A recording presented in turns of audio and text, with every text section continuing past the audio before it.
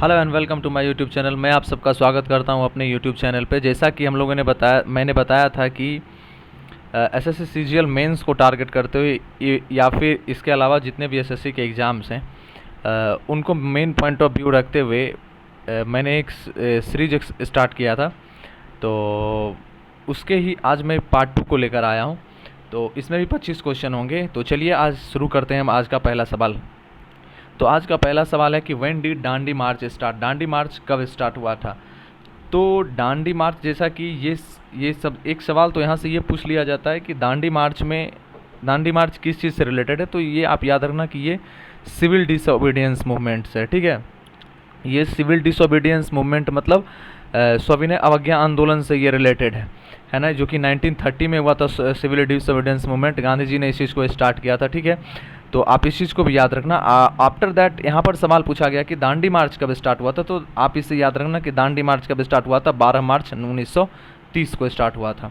Next सवाल हमारे सामने आता है कि 1969 में कितनी प्रमुख निजी बैंकों का राष्ट्रीयकरण हुआ था। How many major private banks were nationalised in 1969। तो 1969 में क्या हुआ था ना कि मतलब कुछ मेजर बैंक को क्या किया गया था ना कि उसको राष्ट्रीयकरण उसका किया गया था, ठीक है ना। तो उसमें से जो नंबर ऑफ बैंक्स थे ये थे कितना, 14, ठीक है। तो इसे भी याद रखेंगे कि 1969 में कितने बैंकों का हुआ था, तो 14 बैंकों का हुआ था, ठीक है। नेक्स्ट सवाल हमारे सामने आता है कि निम्नलिखित में से किस राज्य को हरित क्रांति के लिए भारत में आरंभ स्थल के रूप में चुना गया था। मतलब which of the following state was chosen as the starting point for the green revolution in India. जैसा कि हम लोग जानते हैं कि ग्रीन रिवॉल्यूशन जो है 1960s में स्टार्ट हुआ था, ठीक है। 1960s के टाइम में स्टार्ट हुआ था। तो इस समय आप इसी से मिला सकते हैं कि कौन सा 5 ईयर प्लान हो सकता है, ठीक है। तो आप इसे भी याद रखना कि ग्रीन रेवोल्यूशन कौन से इसमें स्टार्ट हुआ था, तो ये भी आप याद रखना। और दूसरी बात क्या है कि ये 1960s में स्टार्ट हुआ था। इसके बाद जो सवाल यहाँ पर पूछा गया कि स्टेट कौन सा चुना गया था, तो इसमें जो स्टेट चुना गया था ये पंजाब था। कि मतलब जहाँ से ग्रीन रिवॉल्यूशन स्टार्ट हुआ वो स्टेट कौन सा चुना गया था, पंजाब चुना गया था। तो नेक्स्ट सवाल हमारे सामने आता है कि what do insectivorous plants fulfil by eating insects. मतलब कीटों को खाने के बाद वो जो कीट भक्षी पौधे होते हैं वो अपना किस तरह का न्यूट्रिएंट को पूरा करते हैं, तो वो नाइट्रोजन को पूरा करते हैं, ठीक है। तो आप इसे याद रखना वो किस चीज़ को पूरा करते हैं, तो वो नाइट्रोजन को पूरा करते हैं। नेक्स्ट सवाल आता है कि विच of the following acts was Burma separated from India. Burma जो कि बर्मा आज का म्यांमार है, ठीक है ना।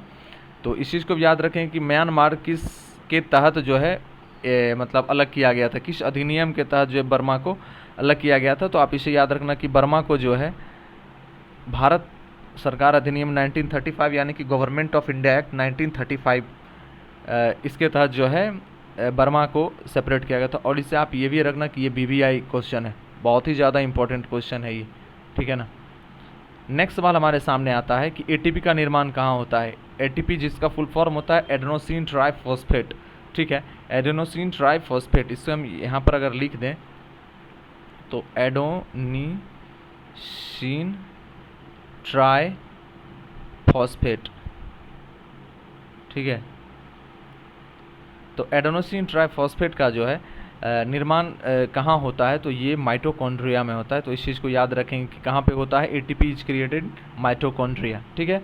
नेक्स्ट सवाल हमारे सामने आता है कि गौतम बुद्ध ने सारनाथ में अपना पहला उपदेश डैश में दिया था। मतलब उस चीज़ को कहा क्या गया था, मेनली यही पूछ रहा है, ठीक है। Gautam Buddha gave his first sermon in Sarnath, उसको कहा क्या गया था, तो उसे कहा गया था धर्म चक्र प्रवर्तक मुद्रा, ठीक है। उसे धर्म चक्र प्रवर्तन मुद्रा कहा गया था, ठीक है। तो इसे भी आप याद रखना। नेक्स्ट सवाल हमारे सामने आता है कि dash boundaries occur when plate collides and one plate is pushed under the other. Suppose that, actually ये ज्योग्राफी में पूछा जाता है, क्या होता है कि अगर दो प्लेट है, सपोज दैट अगर मान ले एक ये प्लेट है और दूसरा ये प्लेट है, ठीक है। ये दोनों सपोज दैट टक्कर मारता है, तो क्या होता है कि एक प्लेट जो है पुश्ड अंडर द अदर हो जाता है। एक प्लेट सपोज दैट इसने ये क्या हुआ कि ये वाला प्लेट सपोज दैट ये टक्कर मारा और ये सपोज दैट ये डाउन हो जाता है, ऐसे नीचे की ओर चला जाता है, ठीक है। ये ऐसे नीचे की ओर चला जाता है, मतलब एक प्लेट ये है, दूसरा प्लेट ये है, दोनों टक्कर मारा, एक ऐसे नीचे चला आया, ठीक है। तो इसी को क्या कहते हैं, तो जब प्लेट कोई नीचे आ जाता है ना तो उसे हम कन्वर्जेंट कहते हैं, ठीक है। और डाइवर्जेंस में कुछ ऊपर की तरफ निर्माण हो जाता है, कुछ चीज़ों का निर्माण हो, तो इस चीज़ को आप याद रखना, कन्वर्जेंट में क्या होता है, ये कन्वर्जेंट कहलाता है कि convergent boundaries occur when plates collide and one plate is pushed under the other, ठीक है। एक प्लेट नीचे चला जाता है और दूसरा प्लेट क्या होता है, वो ऊपर चला आता है। नेक्स्ट सवाल हमारे सामने आता है कि in which year was Kaziranga national park declared as a reserve forest. Kaziranga national park को किस वर्ष जो है रिजर्व फॉरेस्ट, ये एसएससी इस तरह के क्वेश्चंस को बहुत ही अच्छे से उठाता है, क्योंकि exact year, exact date, exact aesthetic portions को वो इतने अच्छे तरीके से उठाता है जहाँ पर मतलब थोड़ा सा दिक्कत आती है। तो आप इसे याद रखना, Kaziranga national park declared as a reserve forest, इसको कब किया गया था, तो इसको 1908 में किया गया था। ये भी आप मोस्ट इंपॉर्टेंट सवाल के अंदर में रखना। और काजीरंगा नेशनल पार्क है कहाँ, कमेंट करके बताइएगा। Which article of Indian constitution deal with the union executive. Union executive का चर्चा जो है हमारे इंडियन कॉन्स्टिट्यूशन के आर्टिकल नंबर कितने में है, तो इसकी चर्चा 52 से 78 में किया गया है, ठीक है। नेक्स्ट सवाल हमारे सामने आता है कि what was the name of the mega ocean that surrounded the single continental mass before the continental drift as described by Alfred Wegener. यहाँ से हमारे पास सवाल देखो क्या आता है। सबसे पहले कॉन्टिनेंटल ड्रिफ्ट थ्योरी एक होता है ज्योग्राफी में, जहाँ पर क्या होता है कि ये किसके द्वारा दिया गया था, ये अल्फ्रेड वैगनर के द्वारा दिया गया था। आप एग्जैक्ट डेट एक बार चेक कर लेना, मुझे जहाँ तक याद आ पा रहा है वो शायद 1813 है, ठीक है ना। एग्जैक्ट डेट में अगर देख लूँगा तो मैं कमेंट में उसे पिन कर दूंगा, लेकिन जहाँ तक मुझे याद आ रहा है ये यही है, ठीक है ना, कि अल्फ्रेड वैगनर ने इसी समय पर क्या किया था, कॉन्टिनेंटल ड्रिफ्ट थ्योरी दिया था। तो क्योंकि ये ईयर पूछ सकता है, एसएससी है वो कुछ भी कर सकता है। तो जो इसमें दिया, जो इसमें मेगा ओशियन का नाम पूछा गया है, इसको पेंजिया कहा जाता है। यहाँ पर दो टर्म आते हैं, एक ओशियन, ओशियन को पेंजिया कहा गया है, ठीक है, और एक कॉन्टिनेंट आता है जिसको कि पेंथलासा कहा गया है, ठीक है। ये कॉन्टिनेंट हो, क्यों पेंथलासा क्या था, कॉन्टिनेंट है। इसे याद रखने का सबसे बेटर तरीका क्या है ना, कि देखो पेंजिया छोटा, पेंथलासा के कंपैरिजन में छोटा वर्ड है पेंजिया, तो ओशियन को भी देखोगे कॉन्टिनेंट के कंपैरिजन में छोटा वर्ड है, तो जो छोटा वो ओशियन, जो बड़ा वो कॉन्टिनेंट, ठीक है। तो आप इस तरह से भी याद रख सकते हैं, क्योंकि ये टर्म में कन्फ्यूज़न हो सकता है, इसलिए मैंने बताया। बाकी आपको सीधा याद हो जाता है, दैट्स वेरी नाइस। नेक्स्ट सवाल हमारे सामने आता है कि the basic functional unit of kidney is. Kidney का बेसिक फंक्शनल यूनिट मतलब कौन सा है, तो ये सवाल पूछा है, तो ये कौन सा है, नेफ्रॉन है। The basic functional unit of kidney is nephron. Next सवाल हमारे सामने आता है कि what does article 61 of the Indian constitution deals with. Bharat का 61वां संविधान भारतीय संविधान का 61वां आर्टिकल क्या कहता है, तो ये बहुत ही फेमस क्वेश्चन है, इम्पीचमेंट ऑफ प्रेसिडेंट, मतलब प्रेसिडेंट के इम्पीचमेंट के विषय में बताता है आर्टिकल 61। नेक्स्ट सवाल हमारे सामने आता है the physics phenomena when in polar region like Alaska and northern Canada a splendid display of colour is seen in the sky is called as. मतलब एक ऐसा भौतिकी घटना होता है अलास्का और उत्तरी कनाडा में, कनाडा जैसे क्षेत्र में, जहाँ रंगों का एक शानदार प्रदर्शन आकाश में देखा जाता है। आप अक्सर इस चीज़ को देखोगे, मतलब बहुत सारे फिल्मों में भी इस चीज़ को यूज किया जाता है। आप या फिर गूगल में भी आप एक बार इस वर्ड को सर्च करोगे तो उस तरह के फिगर्स आ जाएंगे। तो इसे कहा जाता है ऑरोरा बोरेलिस, ठीक है, इसे क्या कहा जाता है, ऑरोरा बोरेलिस। और आप इसको मोस्ट इंपॉर्टेंट क्वेश्चन के अंदर में रखना, ठीक है, ऑरोरा बोरेलिस कहा जाता है, ऑप्शन नंबर ए। नेक्स्ट सवाल हमारे सामने आता है under which of the following amendment to the constitution of India is defection to another party after election made illegal. Bharat के संविधान में निम्नलिखित में से किस संशोधन के तहत चुनाव के बाद किसी अन्य दल में दल बदल को अवैध घोषित किया जाता है, तो इसे संविधान संशोधन 52वां के द्वारा किया गया था। इसे भी आप याद रखना अच्छे से। नेक्स्ट सवाल हमारे सामने आता है कि when does the entire earth experience equal day and night. Equal day और नाइट किस अर्थ का मतलब कब जो है पृथ्वी पूरी दिन और रात बराबर फील करती है, एक्सपीरियंस करती है, तो जब डे ऑफ इक्विनॉक्स होता है तब, ठीक है। डे ऑफ इक्विनॉक्स होता है तब क्या होता है, मतलब जहाँ पर दिन और रात, इक्विनॉक्स मतलब ये होता है जहाँ दिन और रात बराबर होता है, ठीक है। तो यही आंसर है इसका कि डे ऑफ इक्विनॉक्स जब होता है तो इंटायर अर्थ जो है इक्वल डे और इक्वल नाइट एक्सपीरियंस करता है। और आप कमेंट में बताना कि डे ऑफ विंटर सॉल्स्टिक डेट क्या होता है, डे ऑफ समर सॉल्स्टिक का डेट क्या होता है, और मतलब यही दोनों आप बताना। इक्विनॉक्स को भी आप बता सकते हो तो ये बेटर है। लेकिन अगर यही दोनों आप ये इस दोनों को बताना, ठीक है ना, डे ऑफ विंटर सॉल्स्टिक और डे ऑफ समर सॉल्स्टिक को कमेंट में करके बताना। नेक्स्ट सवाल हमारे सामने आता है कि पोस्ट वैदिक पीरियड में जो है उत्तर वैदिक काल में कौन से देवता को सबसे प्रमुख स्थान प्राप्त हुआ था? तो ये किसे था? ये प्रजापति को था, ठीक है। भूल के भी अग्नि पे मत मारना, ठीक है, अग्नि गलत हो जाएगा। अग्नि कब था ये कमेंट करके आप बताना। जहाँ ये प्रजापति क्या थे? उत्तर वैदिक काल में थे, ठीक है ना, ठीक है। तो ये प्रजापति होंगे। और सबसे ज़्यादा सुक्त किनके ऊपर लिखा गया था? तो ये इंदिरा थे, ठीक है।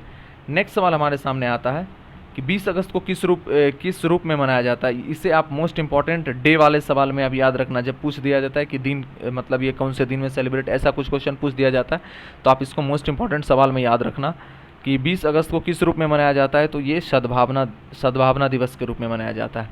नेक्स्ट सवाल हमारे सामने आता है कि कौन सा टेनिस टूर्नामेंट ग्रास कोर्ट पर खेला जाता है?